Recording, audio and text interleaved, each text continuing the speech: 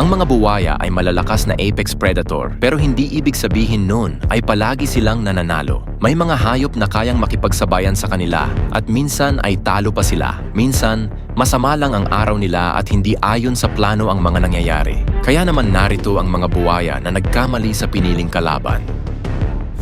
Number 1. Elephant. Ang mga elepante ay hindi ideal na kalaban kapag oras na ng pagkain, pero minsan hindi mo na matutukoy kung anong kakainin mo at hindi exempted dito ang mga buwaya. Kinukuha nila ang anumang makikita nilang pagkain kahit na ito ay may kaakibat na panganib sa kanilang buhay. Panoorin habang ang isang inang elepante ay umiinom mula sa isang ilog at hindi alam ang panganib na naghihintay sa ilalim ng tubig. Isang 10 puputok na buwaya ang nagtatangkang sakupin ang mga pangil nito sa ilong ng elepante, habang ang mga buwaya ay nakatayo lang na walang magawa. Number 2. Hipo.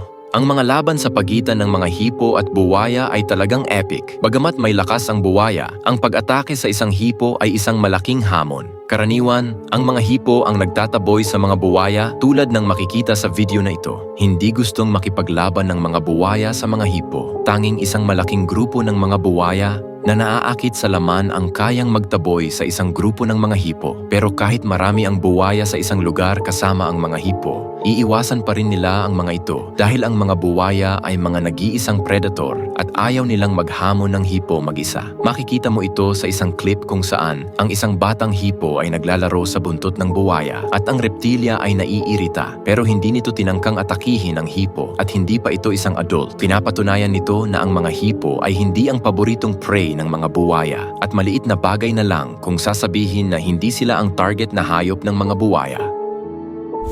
Number 3. Python.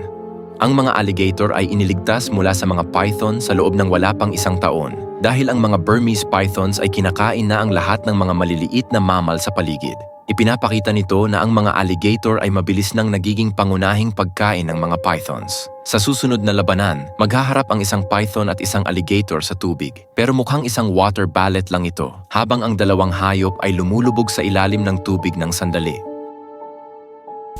Number 4. Wildebeest. Isang all-you-can-eat buffet para sa mga buwaya dahil ang mga wildebeest ay patuloy na dumadating kaya't ang tanging kailangan gawin ng mga buwaya ay maghintay at kumain. Sa unang clip, isang wildebeest ang nagulat nang lumabas ang isang buwaya mula sa tubig habang nagpapainom. Pero agad nakatalo ng wildebeest sa ibabaw ng isang puno at mabilis na tumakbo palayo. Isa itong swerte na wildebeest. Number 5.